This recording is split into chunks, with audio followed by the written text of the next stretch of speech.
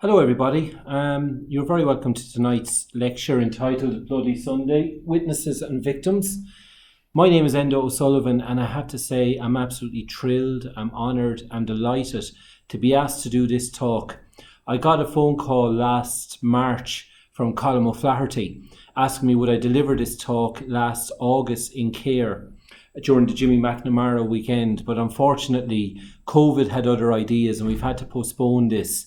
And we had great plans. We were talking at one stage about having it in the Cahir House Hotel, another stage about having it in Cahir Castle, and there was even Clás Shadún was mentioned at one stage. But unfortunately, we're going to have to go with a video for tonight. We can't be there, and that's just the way the world is.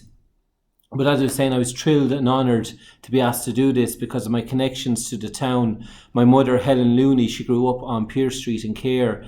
And I remember as a child, I had many happy days down in Cahir, visiting my grandfather, my grandmother, Timmy and Mary Looney. And I can remember as a very young child, we used to go down the covered walk out through the church and onto the GEA field across the road, and I used to be pucking balls around with my father and my grandfather, both of whom had a huge influence on me and really sparked a love of history and the GAA within me.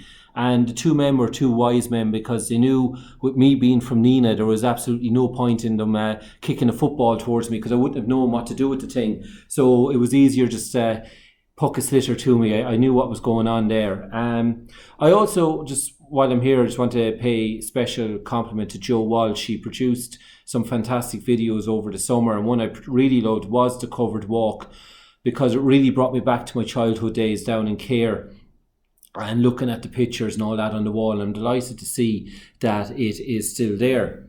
Now, I mentioned my grandfather, Timmy Looney. At home, we've numerous artefacts which we got out of his house after he passed away, belonging to the Cahir Club. And I'm going to put one of them up here on the wall behind me. I don't know how clear you can see that, but this is from the Cahir AGM of 1957. And the quote up here, it basically says, "A vote of sympathy with the relatives of the late Sean South and Fergal O'Hanlon was passed unanimously, all present standing for a minute's silence."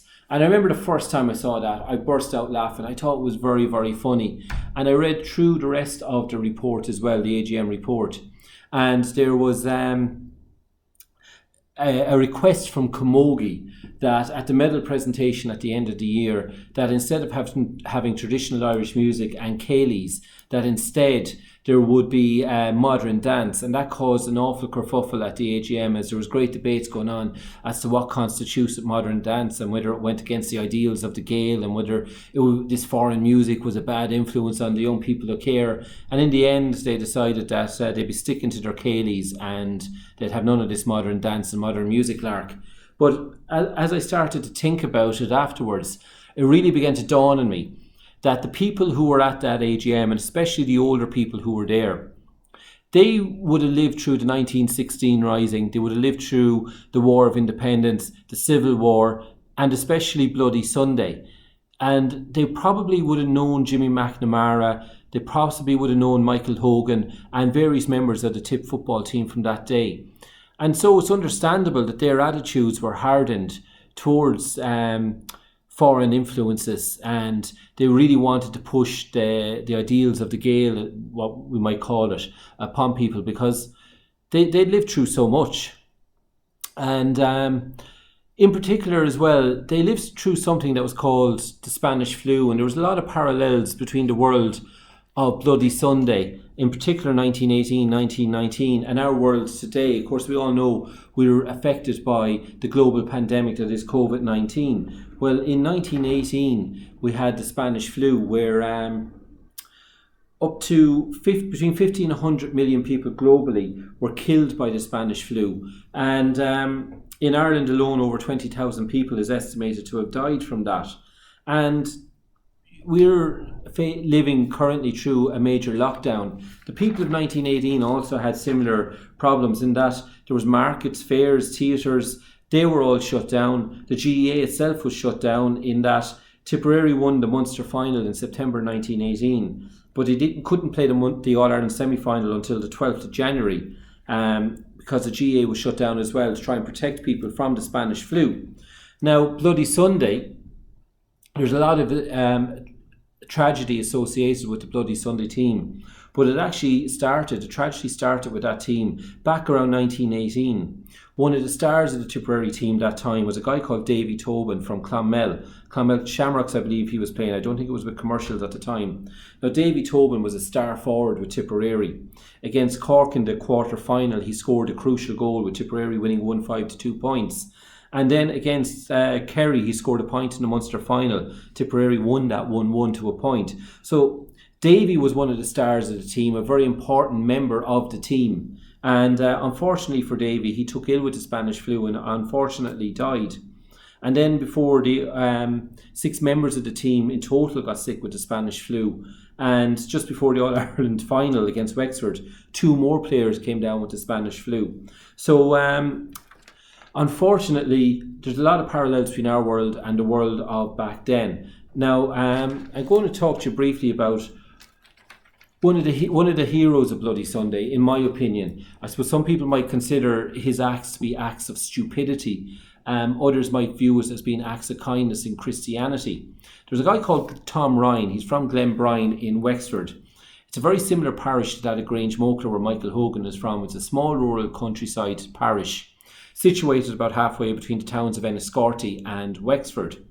Now, Tom Ryan, he moved to Dublin between 1915 and 1916, and he had this dream of working with Powers Distillery in Dublin, but unfortunately he didn't get a job there, and instead he had to settle for a job with Dublin Gas. Now, while in Dublin, he married his sweetheart Bridget Ryan, and they had 2 children, Breda and Francis.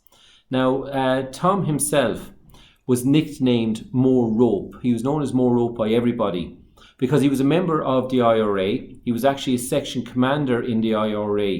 And in 1919, there was an IRA raid on Collinstown Aerodrome, which we now know today as Dublin Airport.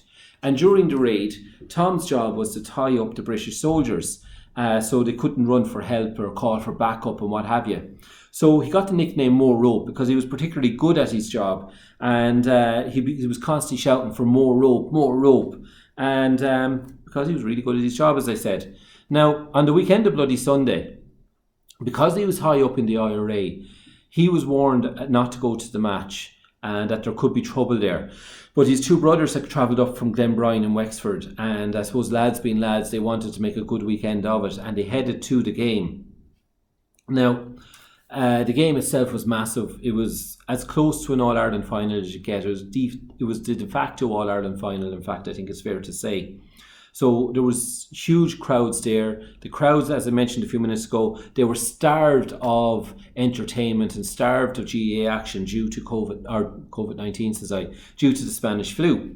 So they went to the game. The attack happened, and Tom Ryan was making his escape. He was running down towards the Hill 16 end, or Hill 60 as it was called at the time. And he was running by Michael Hogan, and he realised Hogan was in serious trouble. Now, the easy thing for Tom Ryan to do would have been to keep running. But instead, Tom Ryan stopped. He went over to Michael Hogan and he whispered an act of contrition in his ear. Now, for a lot of people who might be into religion, the act of contrition back then, it was widely believed that that was a passport straight into heaven, straight through the pearly gates and into heaven. And because Michael Hogan's soul was now cleansed of all its sins, and he could pass into heaven with a clear conscience. And that had to have meant a lot to the Hogan family and the people of Grangemokler. It must have been a huge comfort to them. But unfortunately for Tom Ryan, as he stood up, he was shot in the stomach. In fact, the bullet destroyed his belt, went through his leather belt into his stomach. And he was taken to hospital, Jervis Street Hospital, that night with his 2 brothers by his side. And he died that night from his wounds. Now, after he died, a volunteer came to his bedside and offered a salute. And while talking to the brothers, the volunteer said, "There's one man lying here," referring to Tom Ryan in the bed, "but there's hundreds who would fall for him tonight." And I think that shows the huge respect that there was for Tom Ryan. And I think for the people of Grangemokler and the people of Tipperary, I think for his act of kindness and bravery, I think we owe Tom Ryan a lot. And it speaks volumes for him that he was willing to do that Unfortunately, for that act of kindness, it cost him his life. Now, just behind me there, I've put up 2 pages from the Freeman's Journal of the 22nd of November 1920. I was looking for research on Bloody Sunday, and I went into the excellent Irish News Archives website, and I just took those 2 pages about Bloody Sunday. But if you look closely, you'll see I've highlighted a lot of the articles and a lot of the headlines with a yellow highlighter. Each one of those refers to an act of violence that was taking place that weekend. Some carried out by British forces, some carried out by the Irish Volunteers, but you can just see the amount of violence that was in the countryside at the time. It was massive. Ireland was a very scary place to be at the time, and as the Civil War, or the War of Independence I should say, was raging furiously across the land. And again, like the people who were at the AGM in 1957, this had to have had a huge impact on everybody there at the time. Now, I'm going to go on and talk about Jimmy McNamara, the great Mighty Mac as he was known down in Cahir. Jimmy was born in 1893, and on the 21st of August 29, he sadly passed away at the age of 35 years. He was Cair's most famous footballer at that period, and unfortunately, he's the only Cahir man to have won an All-Ireland Senior Football medal. I really hope Liam Casey changes that statistic this year. And while I'm speaking to Liam Casey, I just want to take this opportunity to wish David Power and the team the very best of luck this weekend. It would be so emotional and so special if they were to win the Munster Championship this weekend. Now, Jimmy himself, he grew up in this pub called Josie's, as it's known today, in Barrack Street in Cahir. I was with Colin O'Flaherty over the summer, and we stopped off and we took this picture. So I hope the owners of the premises don't mind me taking that picture. I don't think there's anyone living there at the moment. But it's a beautiful stone building on Barrack Street. And at the time, it was a pub, it was a general grocery and provision store on Barrack Street. And it was run by his parents, William and Anne. And Jimmy and his brothers, John, Pierce and Willie, they would run the place or help them run the place as well when they finished their education. Now in 1933 then, they sold the premises to the Wise family, who were actually relations of the McNamaras. And you can see just over there, we have a poster advertising the auction. It's not in the best of health at this stage, but it's just a lovely poster showing the advertising the auction. Now Jimmy himself, he initially was a soccer player. He played with Cahir Park, which is one of the oldest and strongest soccer clubs in Tipperary. And it's great to see that they're still going and still going very well down in Cahir. Now, excuse me, Jimmy himself was very, very successful at soccer. In 1912-1913 season, they won the Hog Cup, the Tyler Cup and the North Munster Division 2 Championship. So very, very good things to win. It was unusual at the time for a town like Cahir to have their own soccer club. Most of the clubs at the time were based around military teams, and for a town like Cahir to have an ordinary soccer club with players like Jimmy playing for them was quite unusual. It's likely the British military barracks in Kilcommon had a huge influence in soccer in the town, and I suppose that influence still lingers to this day, with given the fact that Cahir Park is still going so strong and so successfully. Now, if you just look here, that's Jimmy himself. And one thing about Jimmy, I've noticed from all his pictures, is he always has the hair very well groomed. He always looks well, and obviously took great care in his appearance. His brother William then as well, he was a very good talented soccer player as well. He's up there in the back centre. And Jimmy himself played striker for the senior team while he was still at school. And he was so good at soccer, it's rumoured that Glasgow Celtic offered him a contract of £8 per week to go and play with Cahir, or with Celtic I should say, up in Glasgow. And Tommy Ryan from Castlegrace was also offered this apparently as well. Now, he had a discussion with his father. We've no idea what was said in this discussion. I'd love to know. But following the discussion, Jimmy declined the offer, which was very strange when you look back on it now, because £8 a week was huge money at the time. Like the average industrial wage in 1912 across Britain was £160. He's been offered £8 a week. He could have lived a great lifestyle in Glasgow and all the trappings that go with playing professional soccer, but he chose against it and decided to stay at home, which was probably great for tip football and care football. Now, by 1914, Jimmy and Willie had to switch their attentions from soccer to Gaelic football, and they were playing with Care at the time. Now, before I go any further, I do want to draw your attention to this booklet. This was produced by Colm O'Flaherty and the Care Club last September, when the beautiful plaque was unveiled outside the old GAA grounds on St Mary's Road in Care. If you can get your hands on it, do, because everything you need to know about Jimmy is in this booklet, and fair play to Colm for putting it all together and putting in so much work into it. Now, when Jimmy went playing Gaelic football for Care were not strong at the time. They were up against the great clubs of Fethard, Mullinahone, Grange Mokler, Clonmel Shamrocks, and when you're up against clubs like that, it's very hard to get a breakthrough and to win. So as far as I'm aware, the only medal he won with Care was a tournament in Ula in January 1918, and which is a pity. A man of his talents deserved an awful lot more. Jimmy himself, he was only 5'4". He was known as a man, he was noted for his sidestep. He was very, very good at sidestepping his opponents, which was probably unusual for the time. I suspect Jimmy learned that from playing soccer. His dribbling skills are very important in soccer. Bill Ryan described him as very fast and very skillful when he was talking to Colm O'Flaherty in 1984, and he was known for turning defence into attack and picking up the ball deep in his defence and carrying it up the field for the forward. So I suppose he's a real modern day footballer in that regard.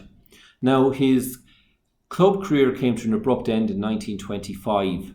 At the time, Care had qualified for the South Final against Fethard, and the game was due to be played in Cashel. Now, representatives from Fethard travelled to Cashel, and Jimmy McNamara was representing Care, and he travelled to Cashel as well. And they looked at the pitch in Cashel and decided, or Fethard decided, that the pitch wasn't good enough and that they wouldn't be playing the final in Cashel. So Jimmy brought this news back to Care, told him the game wouldn't be going ahead in Cashel. So Care didn't show up. However, Fethard did, and were awarded the match. Now, Jimmy himself took this very, very hard. He was very upset, and he quit playing Gaelic football. And just after this time, the team, Gaelic football in Care, disappeared for about 10 years. The team disappeared, and it didn't come back until the mid-1930s. Now, I'm delighted to say that Gaelic football, despite that setback in 1925, is thriving today. And you've got the two Ashlings there, who are two of the best footballers, not just in Ireland, but across the globe, because Aisling McCarthy there is starring in Australian Rules and is a great ambassador for Tipperary. And besides the two ladies, then we've a pitcher, Liam Casey. That was taken against Louth a few years ago in a National League match. But again, Liam is one of the mainstays on the Tip team at the moment, so it's great for football and Care that they are there. Now, Jimmy's inter-county career, fortunately, was a lot better than his club career. In 1918, in the Munster Championship, they beat Waterford, they beat Cork, and they qualified for the Munster final. Now, the picture of the team, they actually won the Munster final, and the picture of the team is there. And you can see Jimmy here in the back row. I don't know how clear that is for you, but if you look at it again, you'll see Jimmy is one of the smaller players on the team at 5'4". It wasn't easy being an inter-county footballer at that size, but it didn't affect him. He was still one of the top footballers in the country at the time. Now, they beat Kerry 1-1 to 1 point in the Munster final. I referred to that game already. Apparently a very bad day. Weather was apparently awful. But yet when I look at the photograph there, it doesn't look like that in the photograph. It looks like a nice dry day. Maybe the rain came after the picture was taken. I don't know. In the All-Ireland semi-final then, they played Mayo and lost by 8 points they beat Mayo, I should say, by 8 points to 7. And then they lost to Wexford in the All-Ireland final 5 points to 4. And I'll be coming back to that match later on. So 1919 then, they lost out to Kerry in the first round of the Munster Championship. So that kind of ended their championship season. So they played a number of challenge games throughout the year. One of them was against Wexford with legendary Irish Republican Harry Boland was the referee. And then later on in the year, in December, they played Dublin, I should say, in a match in Croke Park, which Tipperary won by 1-3 to 1-1. And Cairns Gus O'Dwyer managed to score 1-2 that day. Phenomenal scoring from Gus O'Dwyer. Now, that game was actually Michael Hogan's first match playing for Tipperary, and he was come back there 12 months to a more tragic Croke Park. Now, Jimmy himself didn't actually play that day. His brother Willie died 2 days earlier, so he couldn't travel for the match, rather unfortunately. Now, 1920 turned out to be a great year for Tipperary football.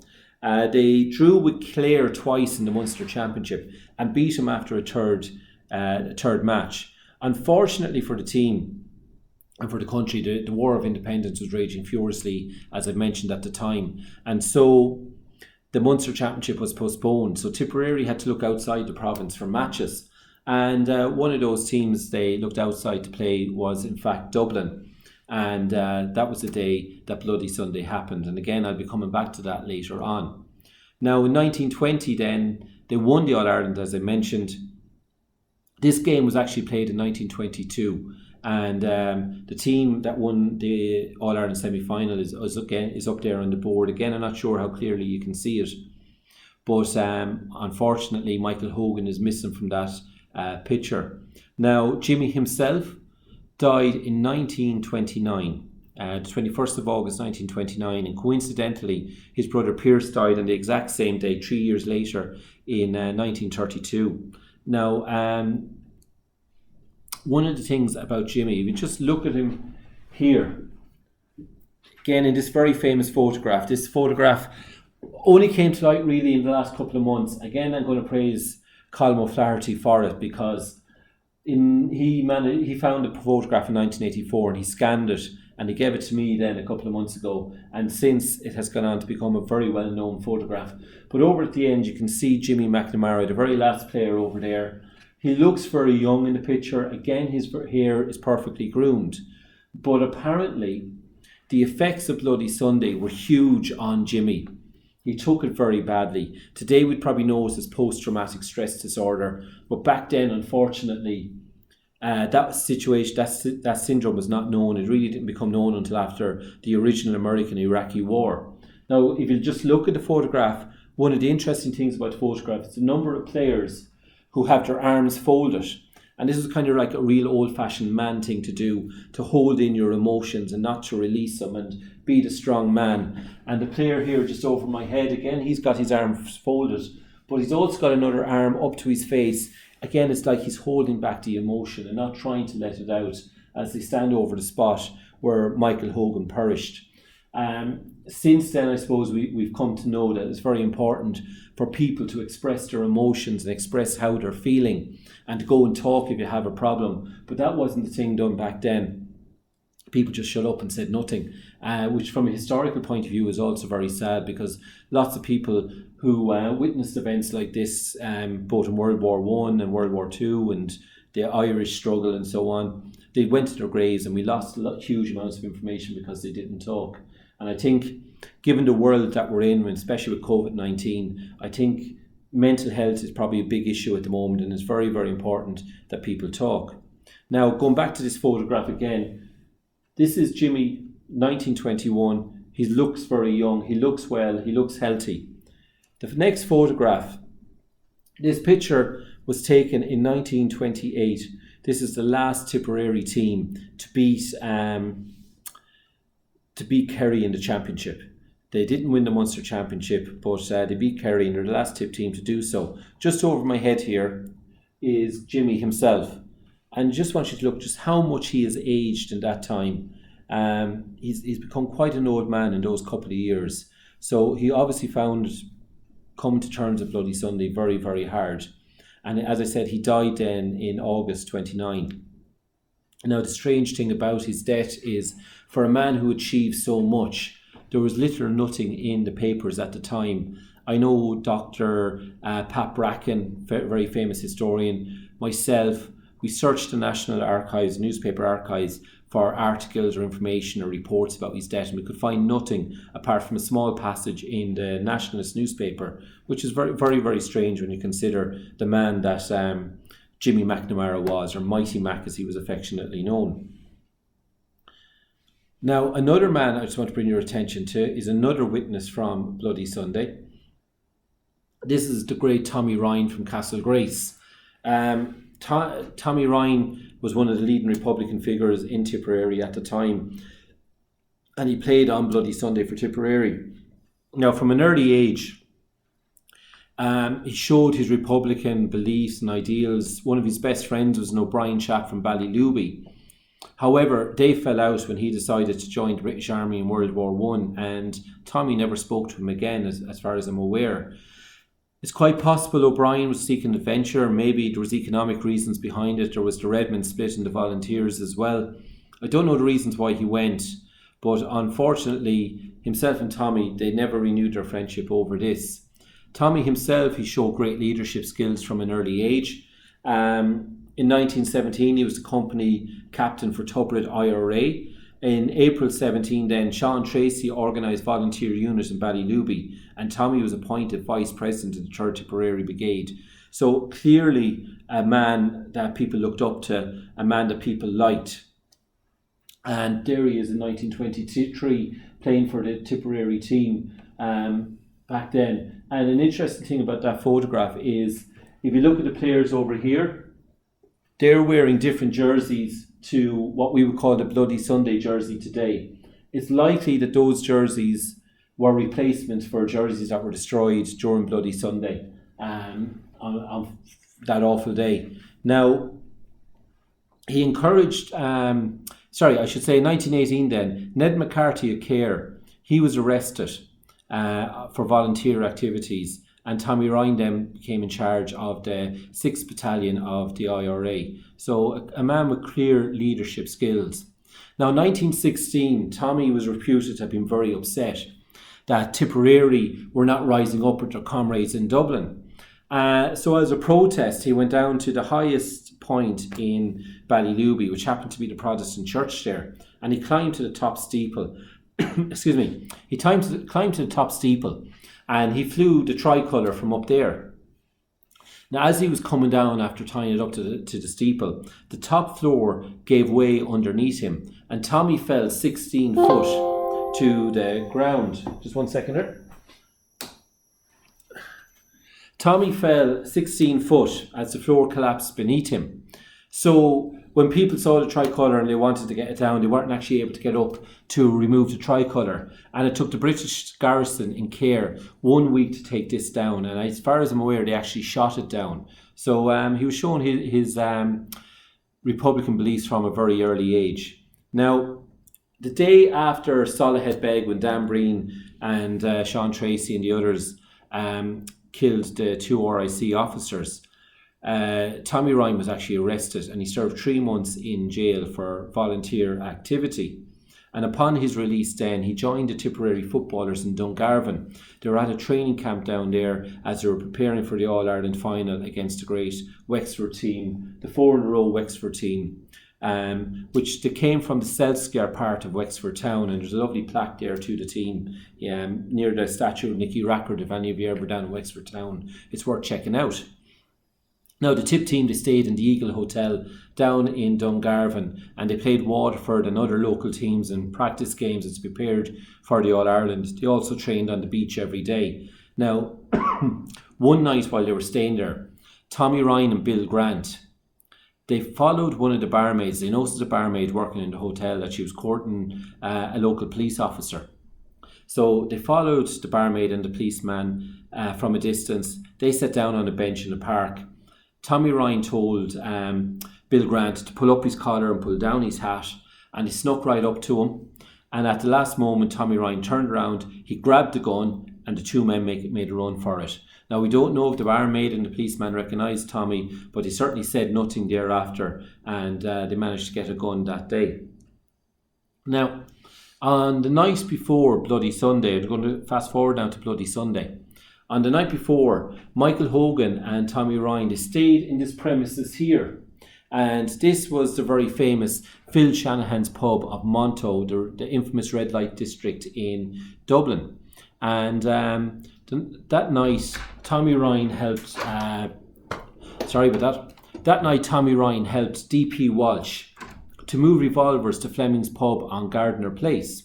And Tommy stood at one side of the road, or walked on one side, DP Walsh walked on the other. The whole idea being that if one of them was stopped by British soldiers or searched, the other would be able to fire across and help out his comrades. Fortunately, that didn't happen. They managed to get the revolvers to Fleming's pub in Gardner Place.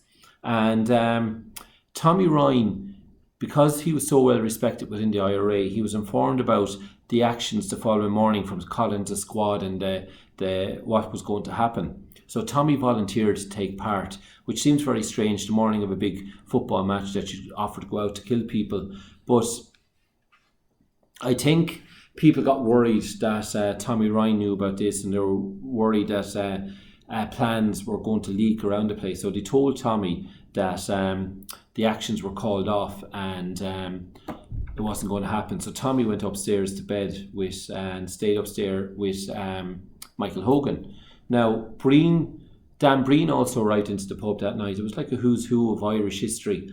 Dan Breen also arrived into the pub that night, and he warned Tommy Ryan not to play. But Tommy says, no, I'm not going to let my side down. I'm going to play. Now, when the attack begun, Tommy was about to take a free kick for Tipperary when the shooting happened, and he made a run for it. And at one stage, he turned to see an auxiliary pointing his gun straight at him, and Tommy ducked, and he noticed a young boy fall nearby. We don't know who that is. We don't think it's the three young boys who died on Bloody Sunday.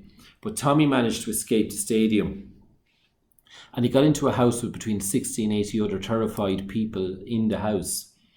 And the house was surrounded by tans, and they came in and they spotted Tommy in his Tipperary jersey.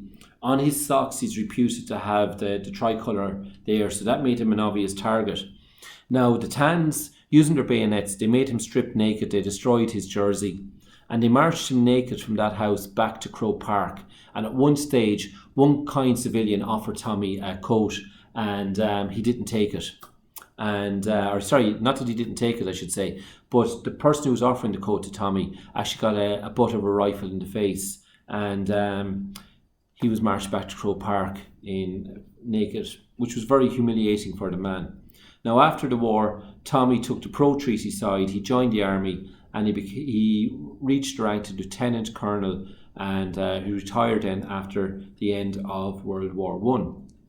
Now, another victim of the day I briefly like to talk about. I'm not going to say too much about the man, because unfortunately we don't know a huge amount about him, but that's James Teaton from Ballingarry. Now, you probably gathered I'm in school here at the moment, school bell going there.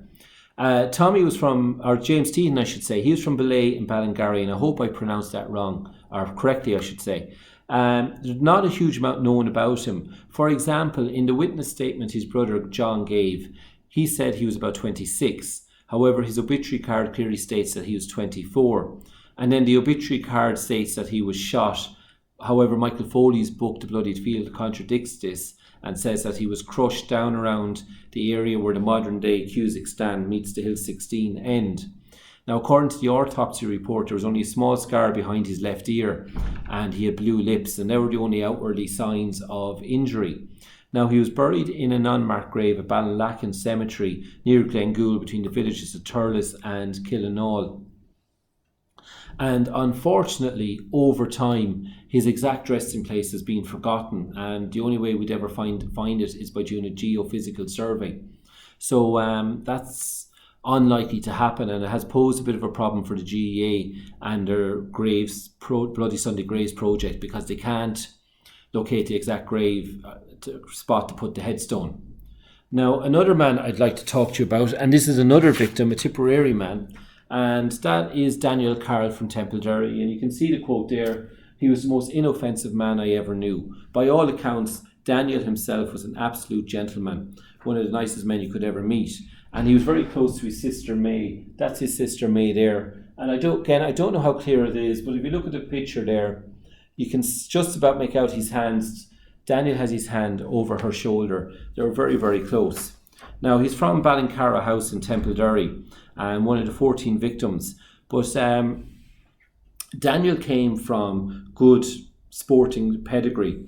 He is related to Noel and John McGrath, the famous McGrath family from Lockmore, Castellini. Their great-grandmother was Anne Ryan from Dawson's Bog in Templederry, and she's a second cousin of Daniel. And her brother, John, travelled with Daniel to the game, and that was a piece of information I picked up from a cousin of Daniel's, Deirdre Hayes. And she gave me, I spoke with her a few times over the summer, and she gave me great information about Daniel, and I'd like to thank her for that. And Daniel was also related to another famous sporting star. Just give me 1 second there, I just want to turn on the lights.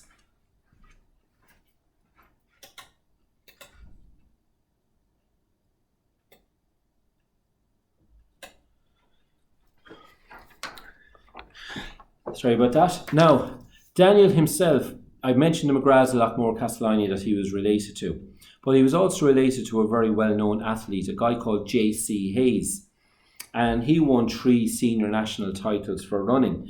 In 1897, he won the 1,000-yard steeplechase and the 4 mile in 1900. Now, these were under the authority of the Irish Amateur Athletics Championships, and later in 1907, he captured the 4 mile title under the auspices of the GAA. The GAA originally was very much about athletics more so than hurling and football that we kind of associate with it today.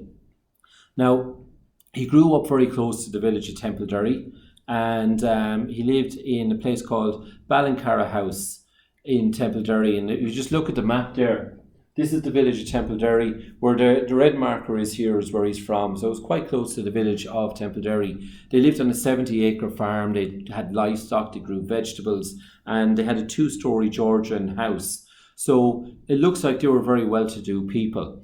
Unfortunately for them, in 1897, his father died, and leaving 4 young children, including Daniel, under the age of 12 behind. So again, there's a lot of tragedy associated with the Carroll family. Now, they moved in 1912, the mother sold up the family farm and they moved to Clonliffe Road. And unfortunately, again for Daniel, his mother died in 1913. But he got a job working with Kennedy's Pub. You can see it here, it's very close to Croke Park.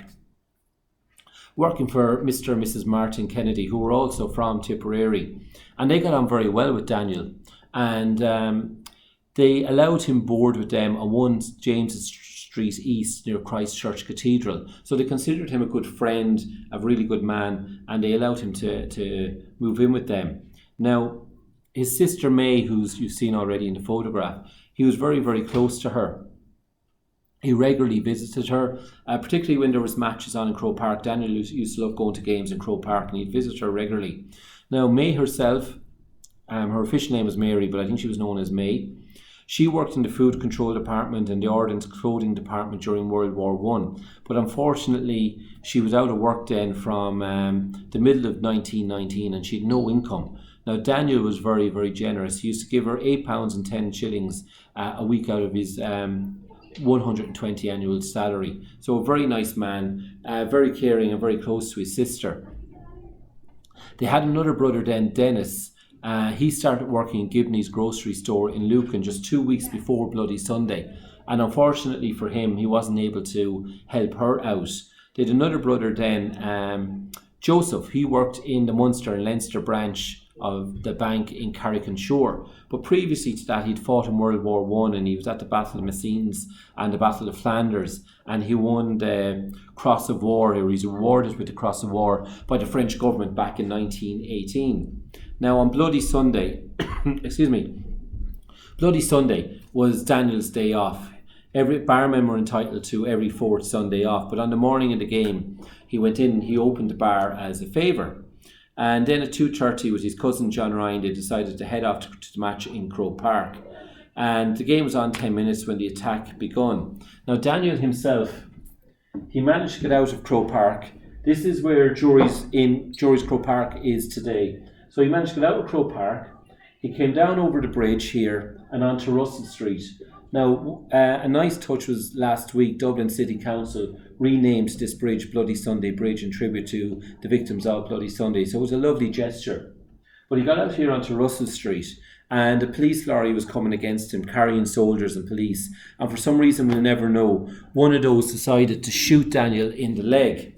And He suffered severe pain from that. It severed the blood vessels, lacerated the muscle, and he was taken into Jervis Street Hospital where he was operated upon that night, and the surgeons managed to remove the bullet from his thigh bone. Now, on the Monday night then, Daniel took a turn for the worst. He suffered a lot of pain over the night, and then he died on the Tuesday morning at 10 a.m. Now, before he died, his employers, Mr. and Mrs. Martin Kennedy, they came in to visit him, and he spoke with him, and he did mention the words, "Wasn't it misfortunate I went?" And it really was, because it could have been anyone that was shot by that person in the police lorry. It happened to be Daniel. Now, there's an interesting quirk of fate surrounding Daniel as well, in that this is a photograph of the original Croke Park, and this here is where the Hogan stand is to this day.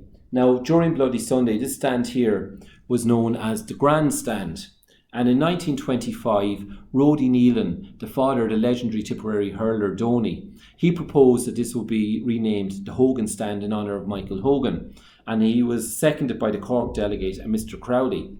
Now, Ono Duffy of the Blue Shirts fame, he stood up at this meeting, and he spoke passionately in favour of this proposal to rename the stand after Michael Hogan. And the stand stood there until 1950, when a new Hogan stand was rebuilt.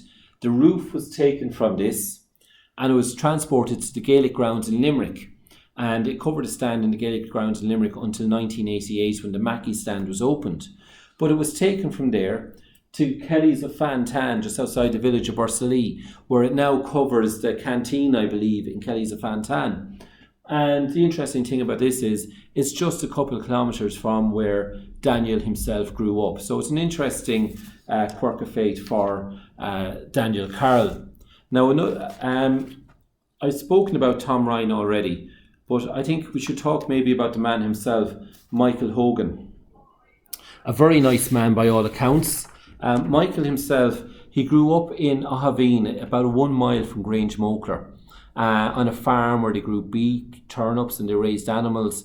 They had a small cottage, a typical cottage at the time. They had a kitchen, a parlour, 2 bedrooms, a loft. And Michael himself, he had 3 brothers, 3 sisters, and 2 other sisters who had died very young. So again, a lot of sadness associated with the Hogan family. Now, he went to primary school in Grange Mokler, and was reputed to have been a very, very bright and intelligent student by his teachers. And being from Grange Mokler, it's no surprise that he took up Gaelic football. And he played for the local parish team, Grange Mokler, who at the time were known as the Arse... Just 1 second. So at the time they were known as the Ass and Cart team because of the way they travelled to matches. Now, one of Michael Hogan's best friends is a guy called John Brown. And John Brown organised the local branch of the Sinn Féin Club, and Michael Hogan joined. And Grange Mokler, it's a small village, and they used to practice military marches through the village and around the parish, but they had no rifles. They were in short supply at the time, so they used to use hurleys over their shoulder as they were marching around. Now, John, unfortunately himself, he was injured in a match, and he was misdiagnosed by a doctor, and another doctor came along and examined him and realised that he was seriously injured. So he had him transported up to Dublin, to the hospital in Dublin. And unfortunately, John died from a ruptured duodenum, again I hope I pronounced that correctly, which had become infected. Now, Michael himself, I suppose he showed what a really nice guy he was, in that he went to the Brown family and he cut their hay, he saved their hay, he ploughed and sowed their land. And he used to visit John Brown's mother, Kate, and he used to make her laugh. She used to love listening to stories from him. He used to bring her the latest news from matches and training and around the village. And he had a dry, droll sense of humour, which Kate Brown, John's mother, found very, very funny. Now, I've mentioned already, December 1919 was Michael Hogan's first game in Croke Park, where they played Dublin in a challenge match. Now, the night before there was severe frost, very heavy frost, and then on the day of the game there was driving rain, which made the pitch very slippery, heavy and boggy. Tipperary ended up winning the match 1-3 to 1-1, and by all accounts that was mainly because of the Tipperary defence, of which Michael Hogan was establishing himself as a real star. Now, another friend of Michael Hogan's, Patrick Butler, he was hoping to attack the RIC barracks at Glenblower near Grange Mokler. And those planning the attack, including the legendary Sean Hogan, they stayed at Michael Hogan's house. Now, the attack itself was planned for the same day as Bloody Sunday, so Michael himself couldn't take part in the attack. But the more they examined the attack, the more they looked at it, they realised there's just too many holes here, and they decided not to go ahead. Now, Sean Hogan himself gave Michael dispatches which he was to bring to Dublin and bring to Shanahan's bar, which he did, but not without a bit of drama along the way. Michael had them folded up and stuck into his shoes. And on the way up to the match, as they were travelling by, there was a group of British soldiers on the train, and they insulted a Father Delahunty, and a scuffle broke out between the Tipperary players and the British soldiers. And Bill Ryan Laha had his boots actually thrown out the window by one of the soldiers during the kerfuffle. Now, the British soldiers got off the train at the next stop, and the Tip team were very worried about what might happen next. But when they arrived at Kingsbridge Station, or Houston Station as we know it today, there was a group of black and tans waiting, and the Tip team were very worried that it was them that they were waiting for. But instead, they actually arrested another poor man who had raided a coin box in Portlaoise, and he was arrested and taken away, much to the relief of the Tipperary team. Now, on the day itself, when the attack happened, Frank Burke and Stephen Sinnott, the legendary Dublin footballers, they, along with Michael Hogan, they raced towards the centre of the pitch. And there they lay down on the ground, and you could see and feel the bullets whizzing over their heads, and you could see them hitting the railway wall in front of them. And Burke shouted, "They're shooting at someone in the crowd," and then he whispered an act of contrition. And they lay close together and made their way towards the edge of the pitch. And Hogan says, "We're lying close here. We might get some protection." But as they were lying there, the bullets were flying over their head.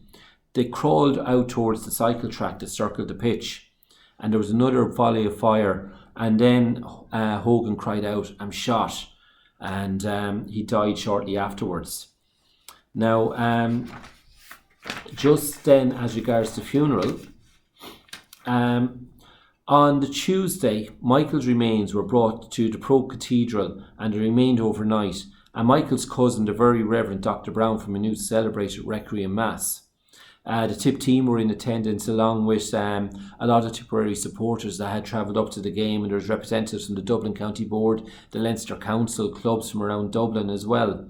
And Michael's brother Dan had come down from Monaghan to oversee the removal of his brother's remains. And the following day then, they were brought to Clonmel from Kingsbridge Station. They stopped briefly in Thurles, where various officials came on and sympathised with the Tipperary team and with Dan Hogan. Now, when they arrived down to Clonmel, the train station Clonmel was packed with thousands of mourners. In fact, all businesses and industries and factories and so on around Clonmel shut down around 1 p.m. to allow loads of people to attend this funeral. The Irish volunteers were there, and they marshalled the crowd, and they kept a passage on the platform onto the street to allow the coffin to pass through. The tricolour was naturally enough pasted on the coffin, and Gaels and volunteers shouldered the coffin as the crowd outside stood silent and head bowed. Mrs. Hogan, Michael's mother, she herself was too ill to attend, but his sisters Maggie and Mary, aged 17 and 14, and another younger brother, Patrick, were there. And according to the Nationalist newspaper, their grief was described as heartbreaking. And then the coffin then was brought back to Grange Mokler. A glass lid was fitted onto the coffin so people could see Michael's remains, and he was described as looking calm and happy again by the newspaper. He was also buried, interesting enough, in the jersey, shorts and socks of his teammate Jack Kickham, and the Nationalist reported that even strong men were reduced to tears. Now, up here we got the famous Bloody Sunday jersey. Now, that's housed in the Tipperary Museum in Clonmel, and I know recently from talking to Jane Sutcliffe that there was forensics carried out on this jersey, and it was discovered as not actually Michael Hogan's jersey. There's no, the forensics revealed that there's absolutely no blood on this jersey, there's no ballistics, and the holes that were in the jersey were actually caused by age and not bullet holes. So we don't know whose jersey it is, but we do know it was one of the jerseys used on Bloody Sunday. Michael himself might have worn the jersey, but he certainly didn't wear it on Bloody Sunday. In all likelihood, when he went for his autopsy, the jersey he was wearing was cut off him and destroyed. So there's a lot more I could talk about, but I've been here now for 50 minutes and I won't keep you any longer. I just want to thank you all for tuning in and thank Cahir Historical Society and Cahir GAA Club for allowing me this opportunity to talk about some of the witnesses and victims of Bloody Sunday. Thank you.